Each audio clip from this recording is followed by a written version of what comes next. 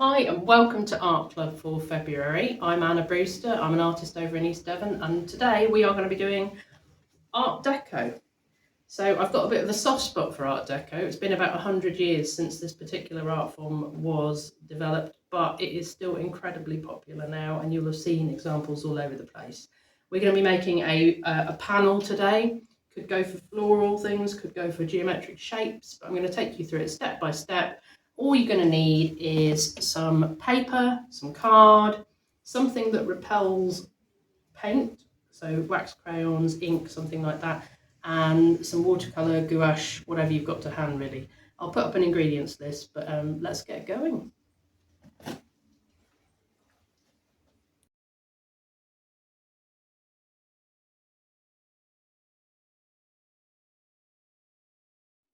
Okay, so first things first, we need to make some little templates for our shapes, and I am thinking about what shapes I might like.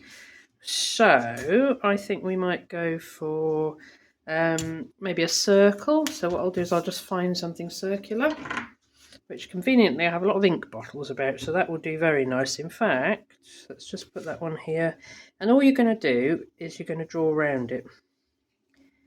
Really simple.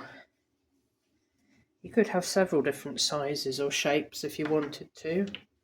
I've got quite a nice square ink bottle here as well. That might be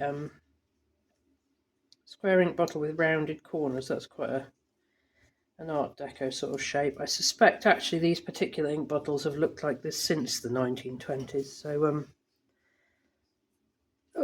doesn't have to be madly accurate, you just have to get it right so you can cut it out. So we've got a couple of little shapes there. Might go for one more. Let's just go for a little triangle. So to draw a triangle, I'm going to make a tall triangle.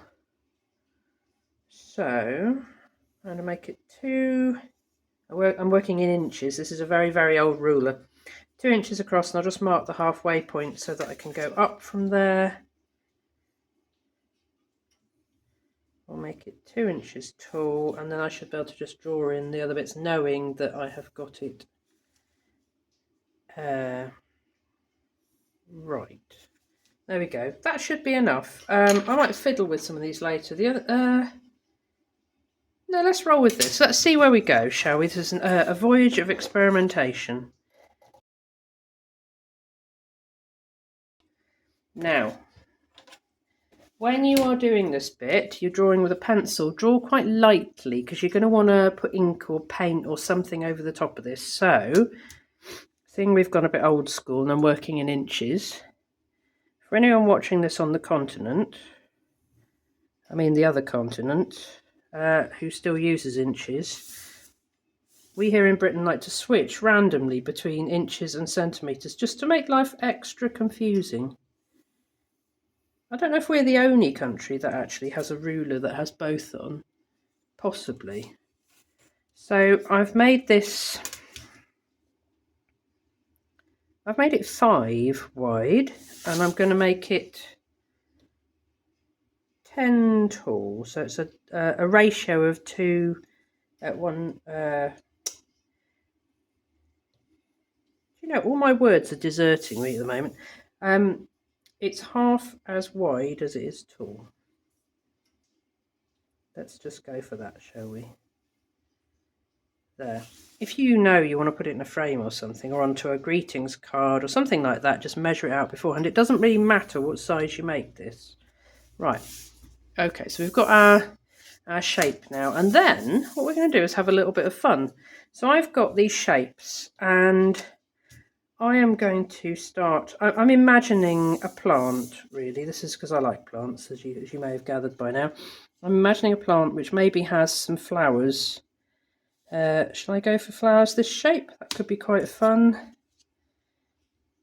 Yeah, I think that might work. And quite often things in Art Deco pictures they butt up to the edges of the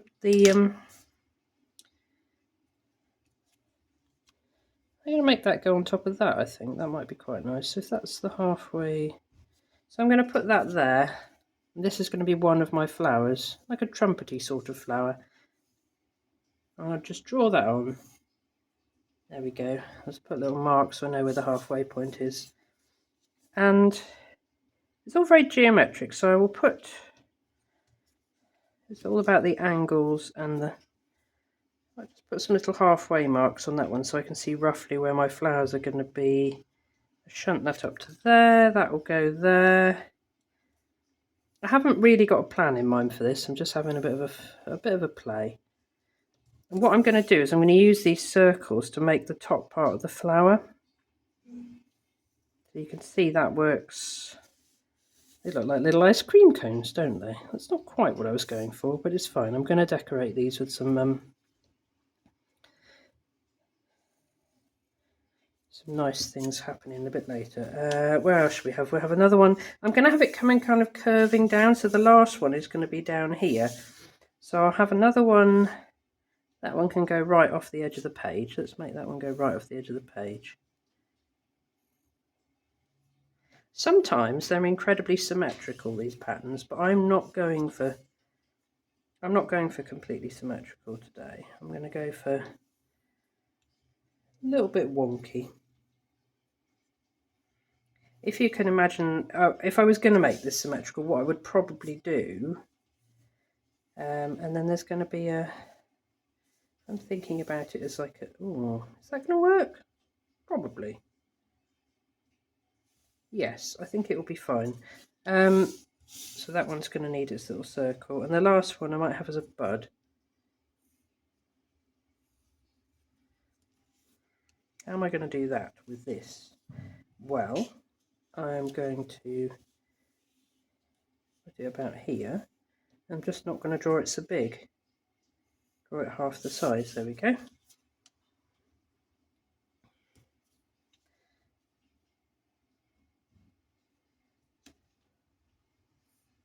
Okay, so that's that bit. And then what I'm going to do is I'm going to put in, I'm going to think about what these flowers are going to look like. So I think that I will have them,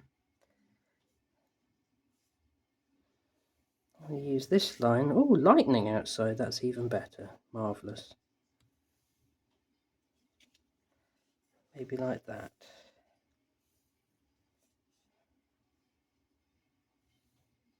Okay. That's going to be a bit harder to work out, isn't it? Because I haven't got there. It'll be about there.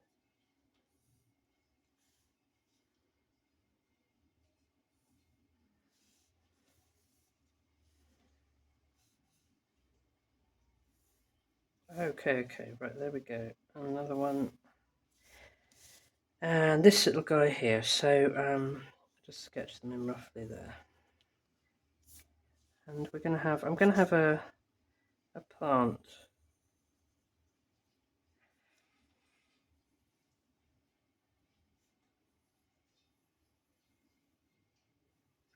It's gonna have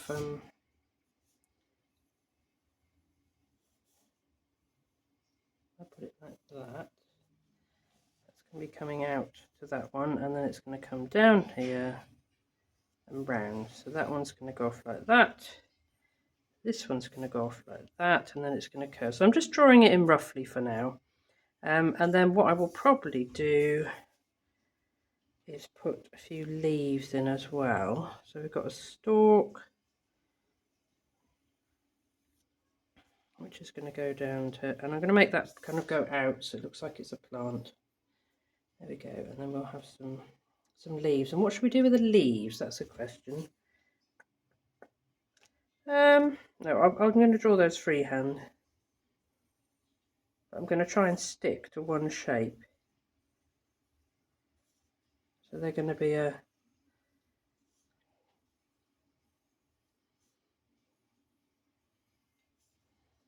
it goes round here.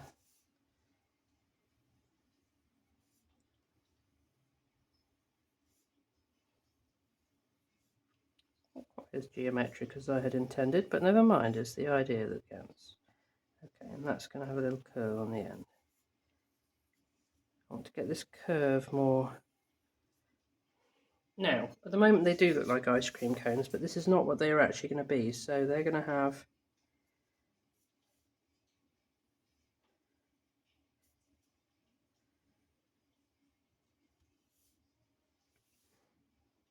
They're going to have these little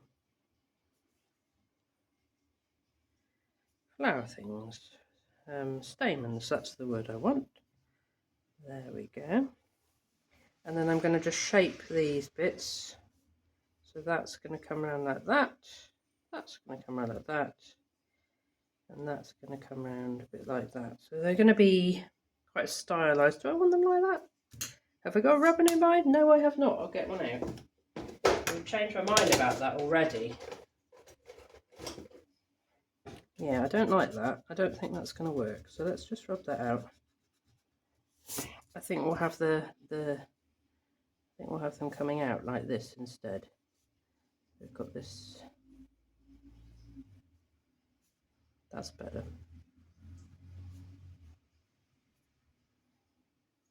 I'm using the. Do we like that? Or do we want those there? I want those there, I think. There we go. Okay, so a bit of faffing around. Anyone would think I didn't plan these things before I started doing them. Ah. Right, so we've got this is coming up like that. And then what did I do? I'd got that one coming up to the end. And then I'd got these ones coming up about halfway.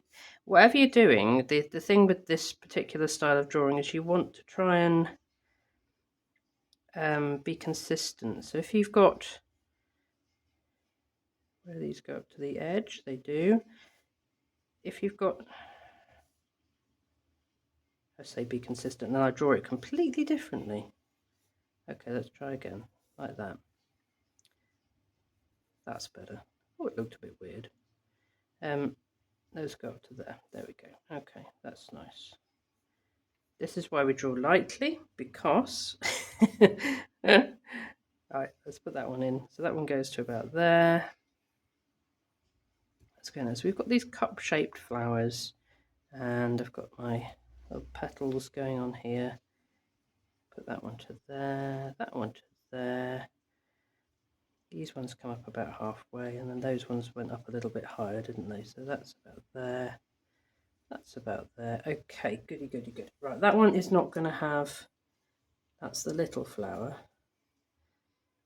So I think it might just have 3, like that. And that one's going off the page, so we can't see it, but we know, actually, that it's going to be like that. Okay, so what we do then is we start thinking about how we're going to ink that, and there are lots of ways of doing it. So I found a packet of these, because obviously I'm always stealing art materials off my children. These are twistable crayons. They're an environmental disaster because obviously it's a crayon, which is fairly environmentally sound, in a plastic wrapper. Well done, Crayola. I won't be getting any sponsorship from you in the near future, I guess, having said that. They are, however, quite nice for drawing with. So if you find any of these lying about, or even normal crayons, that can be one way of doing this. What we want to do is we want to get the lines on, and then once we've got the lines on, we can drop watercolour or any other sort of paint, crayon, whatever, not crayon, any sort of water-soluble medium, or you could even go in with pens, it's fine, but you want to kind of make the edges of everything quite strongly before you start actually filling it in with colour. And I'm just looking at this now, and what I think I might do is, I've got a big area here. You don't really want any massive areas, so I'm going to break it up by putting one more leaf in like that. Just like that, which is going to go to the, and you'll see why I'm doing this in a short while, because what I want to do is break up the spaces a little bit. So I think we're pretty much, I'm going to put a leaf there just to break that one up, and a leaf there. And I really want to put one in this corner. I don't know why, just it's the balance of the thing. And there. So you can always go right out to the edges of this, and that is kind of how we want to go. So am I going to do it with the crayon? The crayon looks a bit like that. It's quite a good drawing implement. The lovely thing about using a crayon is if you go in with watercolour over the top, this acts as a barrier. It is waterproof, and therefore when the paint gets to the edge, it just kind of bounces off it. Let's go for the crayon, shall we? We'll see what happens. It's a little bit harder to draw really neatly with a crayon, but we'll give it a go. Now, in an ideal world, I would have a lovely gold crayon because, as I was saying, Art Deco is all about the glamour. Glamour, gold. But if you think of things like Tiffany lamps, they often have very, very black dividers between the colours. So it's not unheard of to use black instead, or in fact any other colour you like. I mean, after all, this is your picture. My only worry with this crayon is it might go blunt, at which point I'm not quite sure whether you can sharpen a crayon, but I guess we'll find out. It's a voyage of discovery today, isn't it?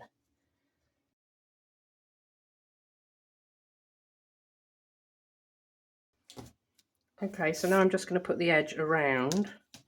I can use a ruler for this, just to be absolutely sure. So put it right up to the edge of your marks. Get a nice, decent, thick line going down there. That's the ticket. Watch out with crayons because they can be really smudgy. And I would not at all recommend using oil pastels for this. They'll go absolutely everywhere.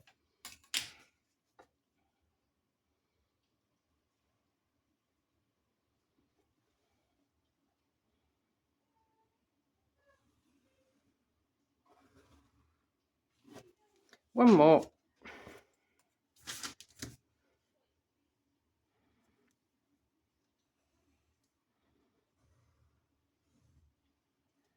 Okay. And then what I'm going to do is just rub out any bits that are very obviously sticking out. Be careful doing this because crayon is, theoretically it could smudge. I'm not sure how much it would, but rub in the direction of the line if you're rubbing along the edge of a line. Actually, it's not smudging too much, it's fine. You just want to just get rid of any extra lines, and then you are going to be good to go. So these bits, I'm rubbing them out all together.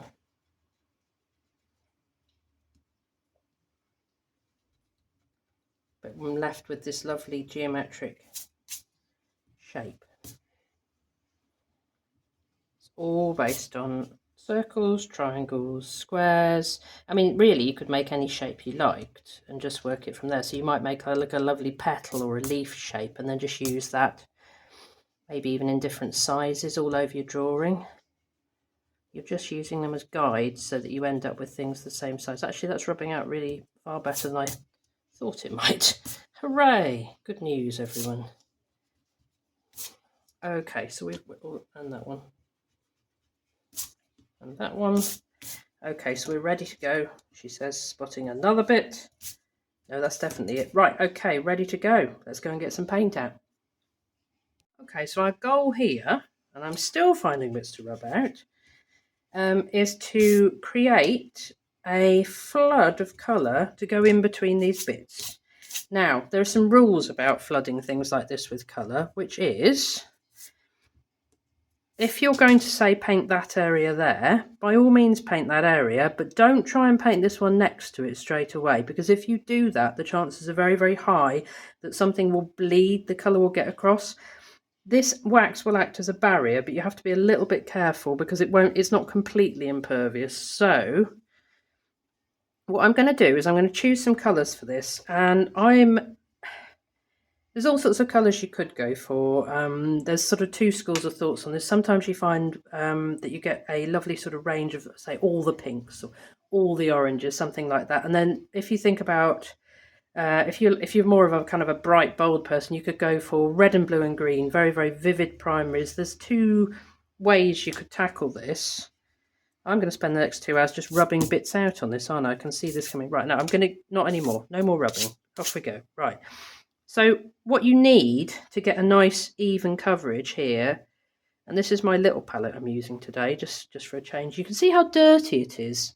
This is because I get very enthusiastic about colours and I put far too many in my palette. So I am going to go for What I prefer for this sort of thing is very transparent colours. So I've got some ultramarine here. I say it's ultramarine. It's ultramarine mixed with a few other things that happen to have fallen into it, but it will be fine. I'm going to make some blue flowers, I think. No, I'm going to make a blue-black background. So I might paint that first. So what I tend to do is I'll paint the whole... I've got quite a big puddle here. It could be bigger. Let's make it even bigger. And this for me is quite a small brush, but that's because I'm going to have to get it into tiny little gaps. So I'm going to start filling this in now. So I'm just focusing in on one colour, putting it in between all the bits, and you can see already the wax is repelling the paint. So if I go up to a line like that, it's not letting it go over the line. If you are mixing a colour, so say you wanted to mix a really nice green, you're going to have to mix a big old pile of it before you start, because otherwise what will happen is when you go to mix some more, because you've run out, it's very hard to mix exactly the same colour. But the plus point of this is if you do that, this is the reason I've broken it up into manageable chunks, because you could actually make these chunks all slightly different colours. So for example, I could make this lots of different blues. Oops, gone slightly over the line there, but never mind.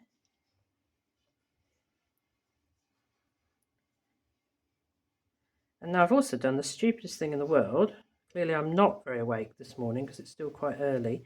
I have painted the easiest bit to reach first. And why should we not do that, children? Because now we have to reach over the wet paint to reach the bit at the top. Why on earth did I do that? Right, you can have the entertainment of me putting my elbow in it then, because that is what's going to happen.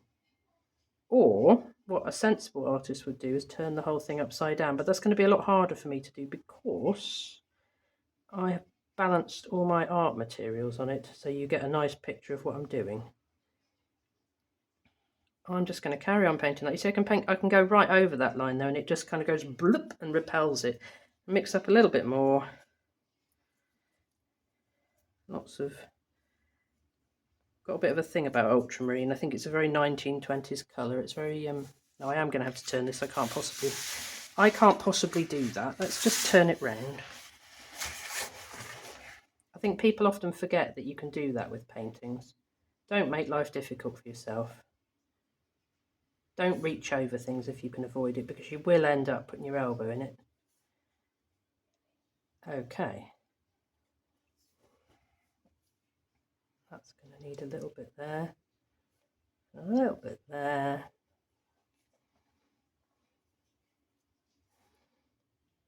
Another big bit. Right, I shall carry on painting this blue, and then we'll make some colour choices about the next colour as well.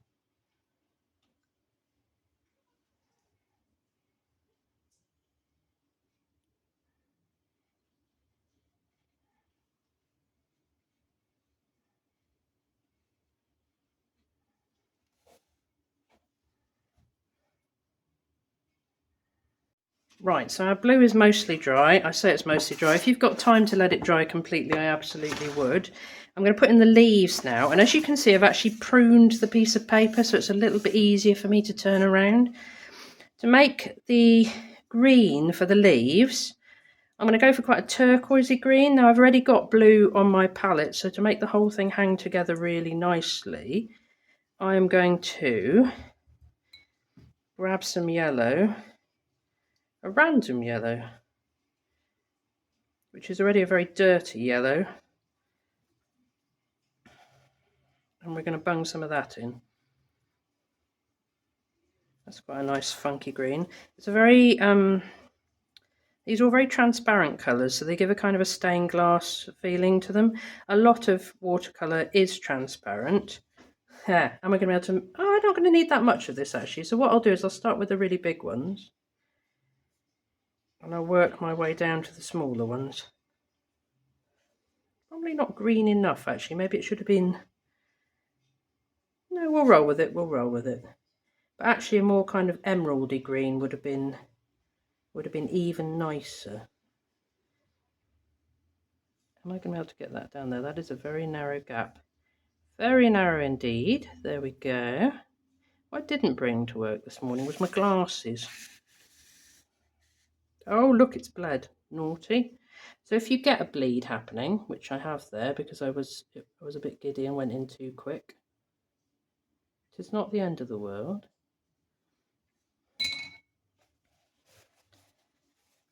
There are two ways of dealing with it. You can either make a little tiny point with a piece of kitchen roll and just lift it off if it hasn't gone too far.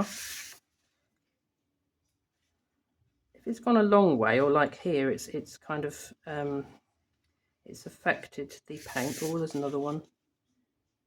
This is because I went in a little bit too early. It wasn't quite as dry as it should have been, so that's entirely my fault. If you listen to my advice instead of doing what I do, you'll be fine. So what I would do now is I'd wait. Will I wait? No, I can probably patch that up, but generally we'll just put in a little bit there just so we can see where it should be. It will sort itself out. I'm very optimistic. The flowers,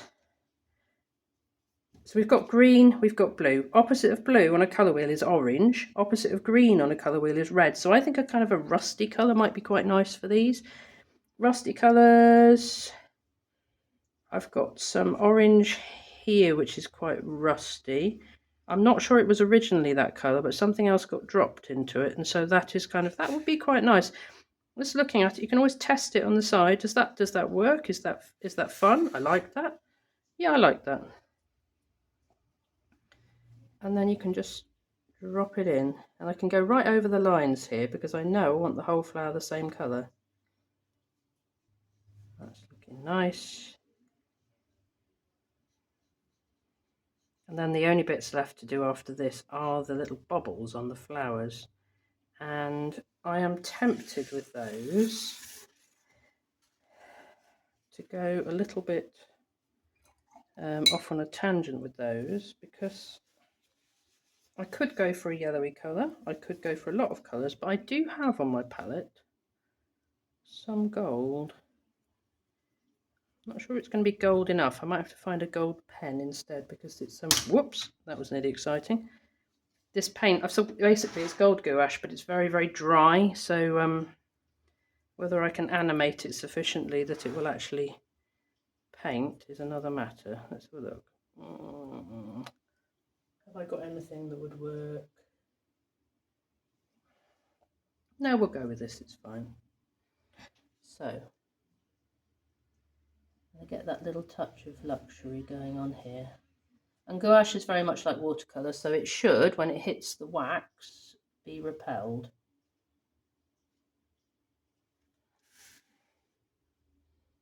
I'll just bob those in.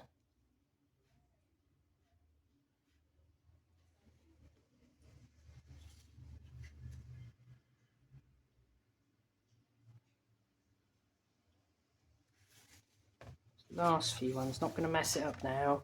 Turn it round.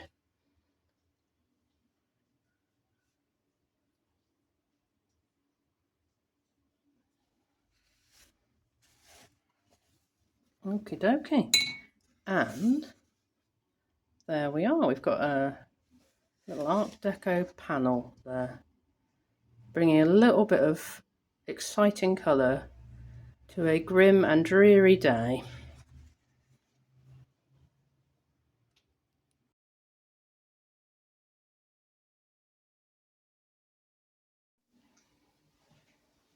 So thanks for joining me for February's Art Club. It may be grim outside, but we're having fun in the studio. If you've made anything like this, I would love to see it. Send me a picture, and we'll see you in March for a little bit more art. Happy painting. Bye.